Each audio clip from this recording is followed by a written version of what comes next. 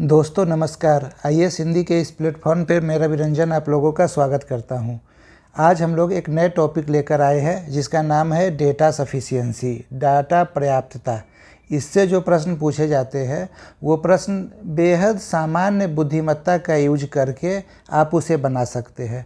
पर ऐसे प्रश्नों में गलती क्या होती है कि ऑप्शन में फंसाया जाता है। ठीक है, प्रश्न तो आपने सॉल्व कर लिया पर उसके बाद भी आपने गलत ऑप्शन टिक कर दिया।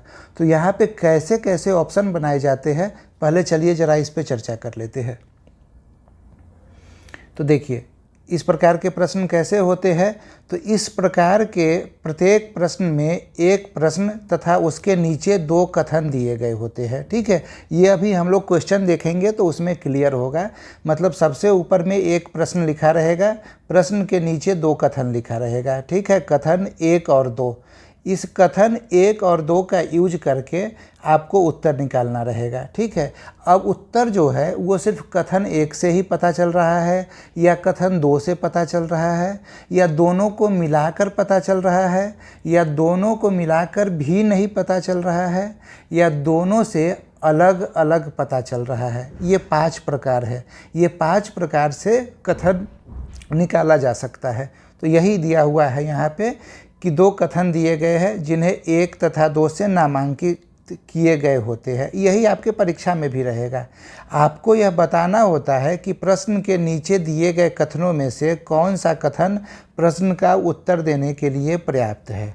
अब उत्तर आपका क्या होगा, जब आप उत्तर दीजिएगा तो उत्तर क्या होगा। यदि केवल कथन 1 उत्तर देने के लिए पर्याप्त हो, कथन 2 से उत्तर नहीं दिया जा सकता है। ये आपके विकल्प में रहेंगे। 4 विकल्प जो आपको मिलता है ना, ABCD, उस ABCD में से इसी 5 में से कोई 4 विकल्प एग्जामिनर आपको दे देगा। दूसरा विकल्प क्या बन सकता है, यदि केवल कथन 2 उत्तर देने के लिए पर्याप्त हो, कथन 1 से उत्तर नहीं निकाला जा सकता है। तीसरा विकल्प है यदि या तो कथन 1 या कथन 2 से अलग अलग उत्तर निकाला जा सकता है। मतलब आप सिर्फ कथन 1 से भी उत्तर निकाल लीजिएगा प्रश्न का और आप कथन 2 से भी उत्तर निकाल लीजिएगा प्रश्न का, अलग अलग। सिर्फ कथन 1 से अच्छा प्रश्न पूछा गया, कथन 1 को पढ़े और उत्तर निकल गया, मतलब ठीक है, सही है। ऐसे ही कथन 2 से भी उत्तर निकल गया, मतलब कि सही है। तो ऐसा किया जा सकता है। चौथा आपका ऑप्शन क्या हो सकता है, यदि दोनों कथनों 1 तथा 2 को मिलाकर भी उत्तर नहीं दिया जा सके तो इस केस में क्या होगा कि ये उत्तर हो जाएगा, नहीं दिया जा सके। और पांचवा क्या बन सकता है ऑप्शन, यदि कथन 1 तथा कथन 2 दोनों मिलाकर प्रश्न का उत्तर देने के लिए पर्याप्त हो तो फिर आप उत्तर दे सकते हैं। ये एक ऑप्शन जो है वो आपकी जटिलता को बढ़ाएगा। इसके अलावा जो प्रश्न पूछे जाएंगे ना, उन प्रश्नों के अलग अलग टाइप होते हैं, उसमें से कोई भी टाइप आपसे पूछा जा सकता है। हम लोग यहाँ पे 10 टाइप चर्चा करेंगे ताकि आपके यूपीएससी के एग्ज़ाम में या यूपीपीसीएस के सीसेट के पेपर में या एमपीपीसीएस के एग्ज़ाम में कहीं से भी कोई सवाल आए, आप उसको बनाने की स्थिति में रहिएगा। यहाँ से जो भी सवाल पूछा जाता है उसकी प्रकृति बेहद सामान्य होती है। आपने यदि कंसंट्रेट कर लिया तो बस आप उत्तर निकाल लीजिएगा। और प्रश्न पूछे जाएंगे दो प्रश्न पूछने का मतलब आप जान ही रहे हैं, यूपीएससी में आपके 5 अंक बढ़ गए। और 5 अंक का क्या महत्व है ये बताने की आवश्यकता तो मुझे नहीं लगता है कि है। तो ये 10 टाइप हम लोग डिस्कस करेंगे, जिसमें से 5 टाइप आज के वीडियो में डिस्कस होगा, 5 टाइप अगले वीडियो में। चलिए एक एक करके शुरू करते हैं। जो 5 टाइप है उसमें से पहला है रक्त संबंधों पर आधारित प्रश्न, problems based on blood relation. दिशा परीक्षण पर आधारित प्रश्न, problem based on direction test. सांकेतिक भाषा पर आधारित प्रश्न, दिन तिथि समय पर आधारित प्रश्न, बैठक व्यवस्थीकरण या सिटिंग अरेंजमेंट पर आधारित प्रश्न। ये 5 टाइप के प्रश्न पूछे जाते हैं। आइए हम लोग एक एक करके एग्जाम्पल से समझने की कोशिश करते हैं कि यदि सवाल पूछा जाएगा, प्रश्न पूछे जाएंगे तो उसे कैसे सॉल्व किया जाएगा। रक्त संबंधों पर आधारित प्रश्न है। ठीक है, बस प्रश्न में यही रहेगा, ऊपर में जो डिटेल दे दिया गया था शुरू में वो सारे डिटेल दिए रहेंगे। उसके बाद प्रश्न आ जाएगा, ये प्रश्न है बी का पिता कौन है। ठीक है। बी का पिता कौन है, इसके लिए आपको 2 कथन दे दिया गया है। अब आप बताइए कि पहला कथन में दिया गया है एक्स ए का पिता है, हमसे पूछा जा रहा है बी का पिता कौन है, और पहला कथन में बी के बारे में कोई चर्चा नहीं किया गया है, बी का कोई संबंध नहीं दिया गया है। यानी यहाँ से ये स्पष्ट होता है कि सिर्फ कथन एक जो है वो उत्तर देने के लिए पर्याप्त नहीं है। ये तो क्लियर हो गया। अब कथन 2 को मिलाने पे उत्तर पर्याप्त बन पा रहा है या नहीं, इसे देखते हैं। दूसरे में दिया है ए बी की बहन है, ठीक है। तो ये तो क्लियर हो गया कि ए और बी, ए बी की बहन है, ठीक है। तो ए गर्ल हो गई, बी बॉय है या गर्ल वो पता नहीं है हमें, पर सवाल पूछा जा रहा है कि बी का पिता कौन है। तो ये हमें पता है कि ए जो है बी की बहन है और ए का पिता एक्स है। तो इससे ये क्लियर हो रहा है कि बी का पिता भी एक्स हो गया। यानी कि जब हम कथन 1 और कथन 2 को मिलाते हैं तो हमें अब हमारे प्रश्न का उत्तर मिल जाता है, और प्रश्न का उत्तर क्या होगा, बी का पिता एक्स है, ठीक है। तो यहाँ पे आपने समझ लिया कि सवाल क्या हो गया। अब जो आपके ऑप्शन बनाए जाएंगे परीक्षा में ए बी सी डी, उसमें एक ऑप्शन रहेगा कि कथन 1 और कथन 2 दोनों मिलाकर प्रश्न का उत्तर देने के लिए पर्याप्त है। तो आप उस ऑप्शन को चुन लीजिएगा, इससे आपका ये सवाल बन जाएगा, ऐसा सवाल। चलिए एक और सवाल को लेते हैं। रमेश का नेहा के साथ क्या संबंध है, ठीक है। रमेश का नेहा से क्या संबंध है। पहला कथन पढ़ते हैं। नेहा की सास रमेश के पुत्र की दादी है। अब देखिए धीरे धीरे, अब इस तरह के रिलेशन से संबंधित प्रश्न हो और कुछ समझ में ना आए तो आप अपने आप को जो है सो केंद्र में रख लीजिए, और अपने आप को केंद्र में रखिएगा तो आपको चीज़ें क्लियर हो जाएगी। अब जैसे यहाँ दिया गया है कि रमेश के पुत्र की दादी। अब रमेश के पुत्र, मान लीजिए रमेश मैं हूँ, तो मेरे पुत्र की दादी कौन होगी, मेरे पुत्र की दादी मेरी माँ होगी, ठीक है, ठीक है। अब ये बोला जा रहा है नेहा की सास रमेश के पुत्र की दादी है, यानी कि जो मेरी माँ है वो नेहा की सास है, वो नेहा की सास है, ठीक है। तो इससे क्या स्पष्ट होता है, इससे स्पष्ट ये होता है कि रमेश और नेहा पति पत्नी है। क्लियर हो गया। तो यानी कि जो कथन 1 है वो कथन 1 उत्तर देने के लिए पर्याप्त है। अब कथन 2 पे आ जाते हैं। कथन 2 पे आते हैं। रमेश नेहा के पुत्र का पिता है, ठीक है। अब नेहा के पुत्र का पिता, ठीक है। आप सपोज कीजिए नेहा जो है सो आप है, ठीक है, या नेहा मैं हूँ, ठीक है। तो मेरे पुत्र का पिता कौन होगा, रमेश होगा। यानी कि रमेश और नेहा कौन हो गए, रमेश और नेहा फिर से पति पत्नी हो गए, ठीक है, हस्बैंड वाइफ हो गए।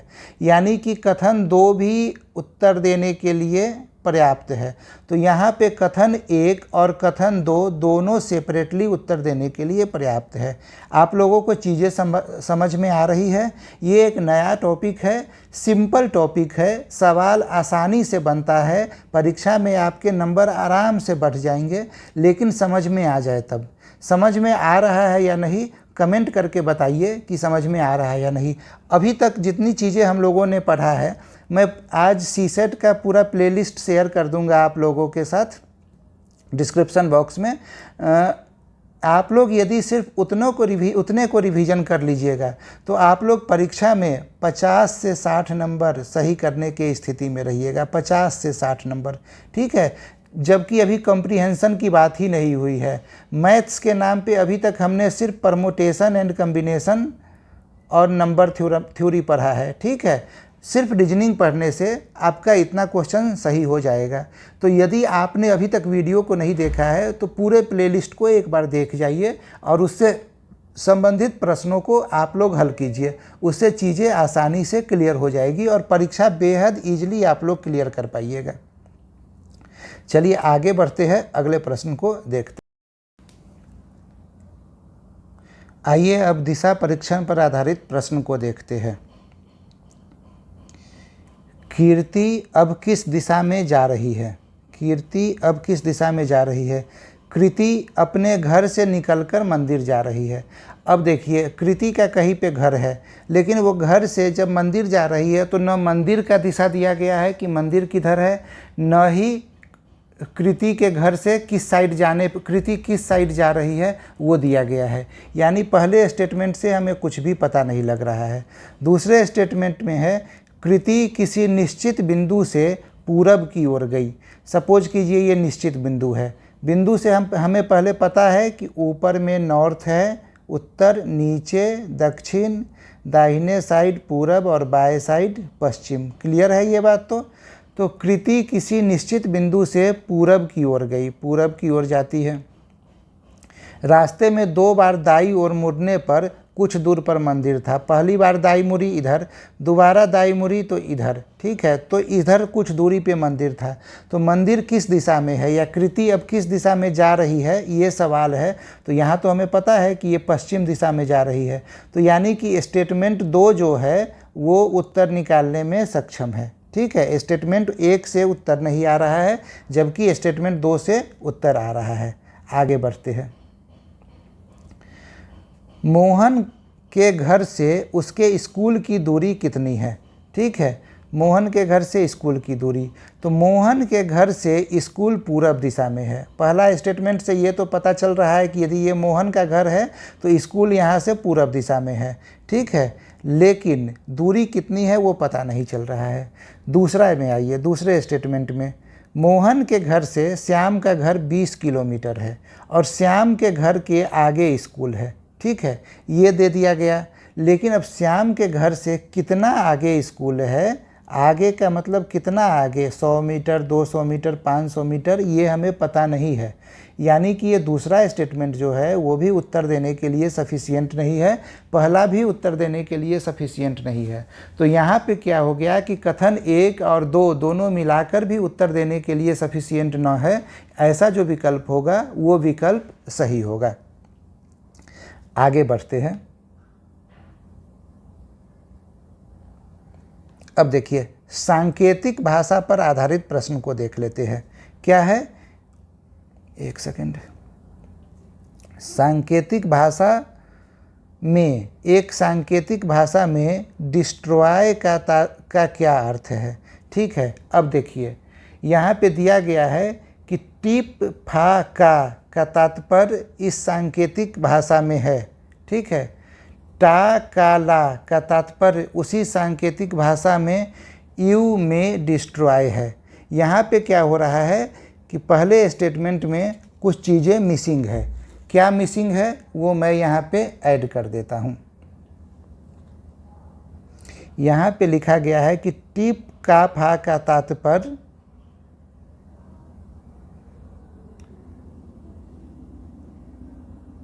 मेक एंड डिस्ट्रॉय है। मेक एंड डिस्ट्रॉय, ये टाइपिंग में छूट गया था। मेक एंड डिस्ट्रॉय है, ठीक है। टा का ला का तात्पर्य उसी सांकेतिक भाषा में यू में डिस्ट्रॉय है। तो देखिए दोनों जगह, यहाँ भी डिस्ट्रॉय आया, यहाँ भी डिस्ट्रॉय आया, ठीक है। तो अब इधर जो भी कॉमन होगा, दूसरा कॉमन इधर क्या आ रहा है, का, के ए, यही कॉमन आ रहा है। तो ये जो कॉमन आया यही हमारा उत्तर हो जाएगा। तो डिस्ट्रॉय के लिए के ए का प्रयोग किया जाएगा। क्लियर हो गया।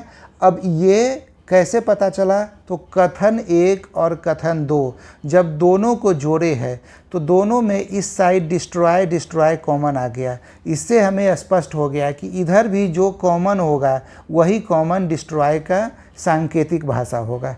क्लियर है। आगे बढ़ते हैं। किसी सांकेतिक भाषा में 2, 3, 4 का अर्थ है सर इज ग्रेट, 5, 4, 8 का अर्थ है ही इज टीचिंग। तो सर के लिए संकेत का पता लगाने के लिए निम्नलिखित में से किस कथन की आवश्यकता है? ठीक है, अब यहाँ देखिए 2, 3, 4 से सर इज ग्रेट है, ठीक है। 5, 4, 8 से ही इज टीचिंग है। तो इन दोनों में इज कॉमन आ रहा है, इन दोनों में इज कॉमन आ रहा है और इधर 4 कॉमन आ रहा है, ठीक है, इधर 4 कॉमन आ गया, यानी कि इज के लिए कोड हो गया 4। इतना हमारे प्रश्न में दिया हुआ है। अब देखिए 205 का अर्थ है यू आर ग्रेट। हमें क्या पता लगाना है? हमें पता लगाना है सर। ठीक है, तो अब देखिए ग्रेट के लिए क्या आ सकता है? 2 और 3 में से कुछ भी आ सकता है, ये प्रश्न में दिया गया है। यहाँ पे क्या है?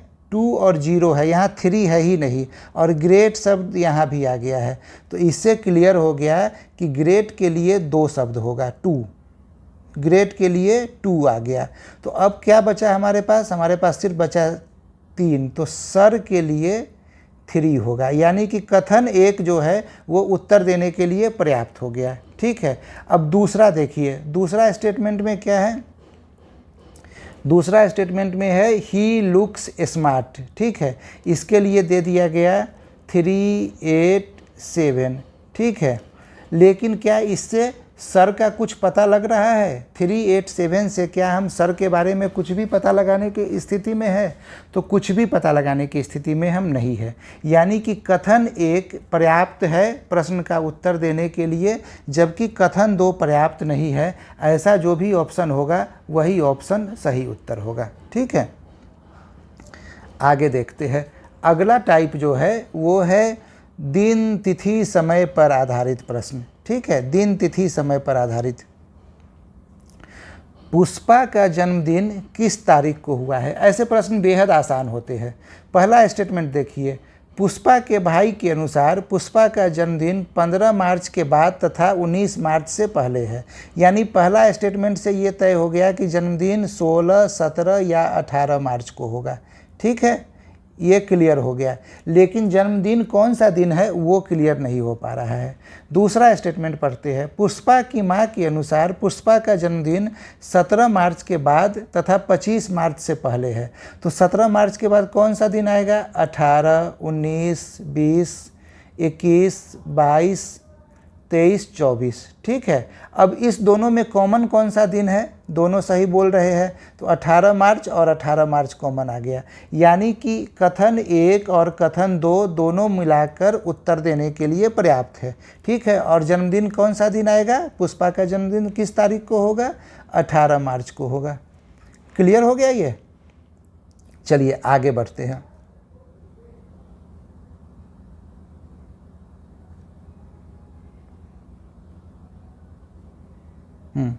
एक सवाल और है, एक हवाई यात्रा निरीक्षक ने एक यात्री को बताया कि यहाँ से लंदन के लिए हर 1 घंटा पर विमान सेवा उपलब्ध है। बताए कि हवाई यात्रा निरीक्षक ने यह जानकारी यात्री को कितने बजे दी? सवाल आप समझ गए कि लंदन जाने के लिए हर 1 घंटे पे विमान है, और पूछा जा रहा है कि ये न्यूज़ यात्री को कितने बजे दिया गया निरीक्षक के द्वारा। आपको अपने प्रश्न के उत्तर देने के लिए 2 कथन दिया गया है। तो पहला कथन है कि अगला विमान 10:35 AM पे है। ठीक है, तो हर 1 घंटे पे है, तो पिछला विमान कब रहा होगा? 9:35 AM। ठीक है, पर ये सूचना कब दी गई अभी इससे स्पष्ट नहीं हो पाया। अब देखिए, इससे पहले वाला विमान आधा घंटा पहले रवाना हुआ था, ये बात बोला जा रहा है सूचना देने के समय। मतलब कि 9:35 का टाइम जो है जिस समय विमान रवाना हुआ, और उसमें आधा घंटा जोड़ देंगे तो वो वर्तमान समय आ जाएगा जिस समय सूचना दिया जा रहा है। तो 9:35 में जब आधा घंटा जोड़ेंगे तो वो हो जाएगा 10:05। ठीक है, 10:05 AM। तो 10:05 AM में ये सूचना दी गई। अभी चीज़ें क्लियर हो गई, दोनों कथन मिलाकर फिर से उत्तर दे रहा है। ठीक है, तो ये बात आप ध्यान में रखिएगा कि आपको सिर्फ विकल्प को समझना है, उत्तर तो आप निकाल लीजिएगा। ये उत्तर निकालने में आपको दिक्कत नहीं आएगी किसी भी प्रश्न में। आप ये भी जान जाइएगा कि उत्तर 1 विकल्प से आ रहा है या 2 विकल्प से। पर एग्जामिनर जो विकल्प गढ़ता है उस विकल्प गढ़ने में आप न फंसिएगा। वहाँ 10-20 सेकेंड ज़्यादा भी समय देना हो तो ज़्यादा समय दीजिएगा, लेकिन ज़्यादा समय देकर सही उत्तर को ही चुनिएगा। ठीक है, ये ध्यान में रखना है। चलिए आगे बढ़ते हैं और एक और प्रश्न को लेते हैं। इस वर्ष मार्च महीना में 31 तारीख को कौन सा दिन था? ठीक है, अब देखिए पहला कथन है, इस वर्ष मार्च महीना में 18 तारीख मंगलवार के 5 दिन बाद पड़ा था। ठीक है, तो हमें पता चल जाएगा 18 तारीख कौन सा दिन है, मंगलवार के 5 दिन जोड़ लेंगे। मंगल के बाद बुधवार, मंगल के बाद क्या आएगा, बुध आएगा, बुधवार के बाद गुरुवार, गुरु के बाद शुक्र, शुक्र के बाद शनि, शनि के बाद रवि, यानी कि 18 तारीख रविवार है। अब बताइए किसी महीना का 18 तारीख कौन सा दिन है। जब आपको पता चल गया तो आप 31 तारीख नहीं निकाल लीजिएगा, निकाल ही लीजिएगा। अब आपको एग्ज़ाम हॉल में बैठकर निकालना नहीं रहेगा कि कौन सा दिन है, उस निकालने के चक्कर में नहीं पड़ना है। हम ये जान गए कि कथन एक पर्याप्त है उत्तर देने के लिए, हमारी बात यहीं ख़त्म हो गई। ठीक है, अब कथन 2 पर्याप्त है या नहीं। तो इस वर्ष 25 मार्च को रविवार था, मतलब 31 मार्च पूछ रहा है, 25 मार्च हमें पता है कि रविवार है, तो क्या 31 मार्च हम नहीं निकाल लेंगे? बिल्कुल निकाल लेंगे। तो 31 मार्च भी हम लोग निकाल सकते हैं, यानी कि कथन 1 या कथन 2 उत्तर देने के लिए पर्याप्त है। ऐसा जो भी विकल्प होगा वही विकल्प सही विकल्प है। क्लियर हो गया? आइए एक और प्रश्न लेते हैं। अगला प्रश्न है 5 मित्र, ये problem based on seating arrangement है, सीटिंग अरेंजमेंट से संबंधित प्रश्न है। 5 मित्र ए बी सी डी तथा ई उत्तर की ओर मुंह करके एक कतार में बैठे हैं। सी ए तथा डी के बीच में बैठा है, तो बताए कि कतार में सबसे बीच में कौन बैठा है। ये सवाल पूछा जा रहा है कुछ इंस्ट्रक्शन देके। अब यहाँ दिया गया है ई के बाएं बी बैठा है तथा बी एक छोर पे है। तो बी जब एक छोर पे होगा और ई के बाएं में भी होगा तो तय बात है कि ये 5 पॉइंट जो हमने बनाया अभी 5 पॉइंट, इसमें ई बी के बाएं है तथा बी एक छोर पर है, बी एक छोर पे हो गया। ई के बाएं बी बैठा है, यदि हम यहाँ पे ई को बैठाते हैं तो ई के बाएं बी हो गया और बी छोर पे भी हो गया। क्या हम यहाँ पे बी को बैठा सकते हैं इस साइड? नहीं, यदि इस साइड बी को बैठाएंगे तो ये छोर पे आ गया, इसके आगे तो कुछ आ ही नहीं सकता है, तो यहाँ नहीं बैठा सकते हैं। तो ये हो गया। अब देखिए इससे हमारे सवाल का उत्तर बन पा रहा है, तो उत्तर बन पा रहा है या नहीं देख लेते हैं। सी ए तथा डी के बीच में बैठा हुआ है,